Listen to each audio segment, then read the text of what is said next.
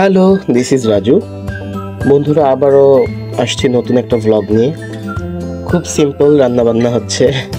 আজকে হচ্ছে মূলার শাক ভাজি হবে, আর সেই সঙ্গে হবে ছোট মাছ দিয়ে টমেটো দিয়ে চচ্চড়ি।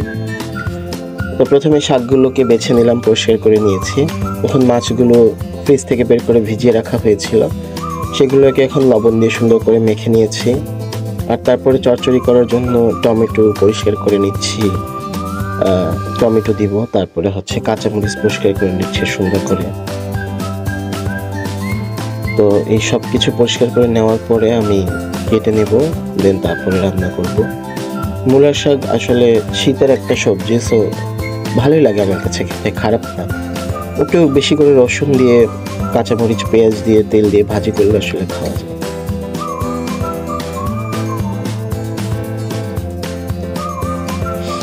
তো এখন শাকগুলো ধুয়ে নিতে হবে, কারণ শাক অনেক বালি থাকে আসলে এই শাকগুলোতে, যেহেতু এগুলো একদম ক্ষেত থেকে তুলে নিয়ে এসেই তারপরে এগুলো প্রসেস করে বিক্রি করে।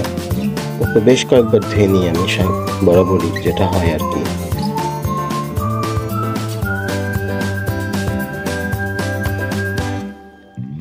তো এরকম সুন্দর করে কয়েকবার ধুয়ে নেওয়ার পরে এগুলো একদম কুচি কুচি করে কেটে নিতে হবে আর কি।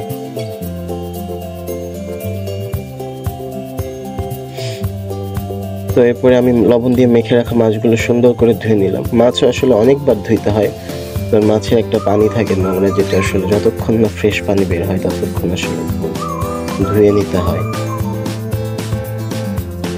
তো বেশ কয়েকবার মাছগুলো ধুয়ে নিয়ে মোটামুটি আবার একটু সুন্দর পানি দিয়ে রেখে দিয়েছি। তো এরপরে যেটা করবো, মূলো শাকগুলো কুচি কুচি করে কেটে নিব। শাকগুলো সুন্দর করে কুচি কুচি করে কেটে নিয়ে তারপরে অন্যান্য যে সবজিপত্র আছে সেগুলো কেটে নেব। তো এরপরে টমেটো কুচি করে নিচ্ছি। টমেটোগুলো কুচি করে নিয়ে তারপরে হচ্ছে ধনেপাতা কুচি করে নেব।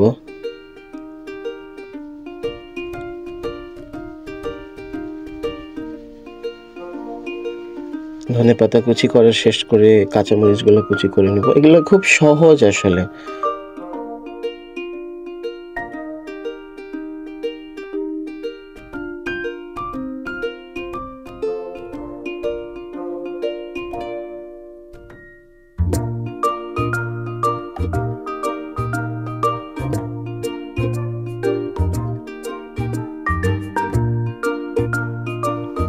তো সব সবজিগুলো কেটে নেওয়ার পরে আমি এখন আসলে ছোট মাছটা মাখাবো। তো প্রথমে একটু পেঁয়াজ দিয়ে নিলাম পরিমাণ মতো, এরপরে কাঁচামরিচ দিয়েছি।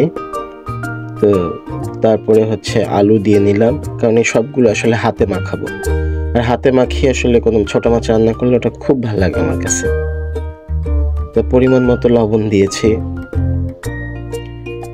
আসলে, তারপরে হচ্ছে হলুদ দিয়েছি। কাঁচামরিচ দেওয়ার পরে একটু লাল মরিচ দিয়েছে, আসলে কালারটা একটু সুন্দর হয়, এই জন্য। কাঁচামরিচ দিলে একটু মানে রংটা আসলে এরকম একটু লাল হয় না, যেটা আসলে ভালো লাগে না আমার। তো এরপর হচ্ছে একটু সরিষার তেল দিয়েছি, সয়াবিন তেলও দেওয়া যায়, সরিষার তেল দিলে আরো বেশি মজা হয়। তো সব কিছু দিয়ে এই যে খুব সুন্দর করে মাখাই নিচ্ছি। মাখানোর পরে হচ্ছে আবার টমেটোগুলো দিয়ে দিলাম। টমেটোগুলো দিয়ে আবার সুন্দর করে একটু মাখাই নিব। দেন খুব ভালোভাবে আসলে এভাবে মাখালেই টেস্টটা নাকি খুব ভালো হয়, এটা আমরা আসলে জেনেছি, আমাদের যারা সিনিয়র থাকে ওনাদের কাছ থেকে আসলে জেনে নিয়েছি যে এটার কারণ কি, বলে খুব মজা লাগে। তো এরপরে হচ্ছে ছোট মাছগুলো দিয়ে নিলাম। ছোট মাছগুলো দিয়ে আবার একটু হালকা করে মাখাবো। এখন আবার ঠিক অতটা জোরে মাখালে ঘাটি হয়ে যাবে আর কি। এই যে আলতো আলতো করে আসলে প্রথমে মশলা মাখানোর পরে দেন মাছটা দিয়ে আবার একটু হালকা হালকা করে মেখে নিয়ে, খুব বেশি পানি দিতে হয় না চচ্চড়িতে, সামান্য পরিমাণে পানি দিতে হয়। তো এই যে এখন পানি দেওয়ার পর আমি চুলায় বসিয়েছি। দেন এই যে উতরানোর পরে আমার মাছের তরকারির অবস্থা খুব সুন্দর হয়েছে, কালারটা ভীষণ ভালো লাগছে, আর খেতেও খুব মজা হবে আশা করি। খুব সিম্পল আর খুব তাড়াতাড়ি হয়ে যায় এই রান্নাটা। আর এদিকে এই যে কড়াই একটা তেল, কাঁচামরিচ, পেঁয়াজ আর রসুন দিয়ে মূলার শাকটা ভাজি করব। এই যে শাকটা দিয়ে দিচ্ছি। সব রকমের শাকই আসলে খাওয়া যায়, তবে মূলার শাকটা আসলে রান্না করলে খুব ভালো লাগে না, এই জন্য আসলে রান্না করা হয় না।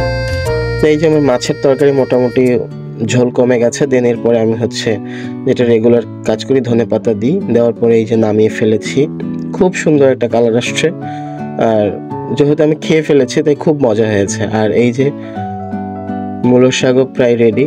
তো এই মূলার শাকটা হয়ে গেলে আমরা এখন খাওয়া দাওয়া করবো। Thank you very much. সবাই ভালো থাকবেন আর পাশে থাকবেন।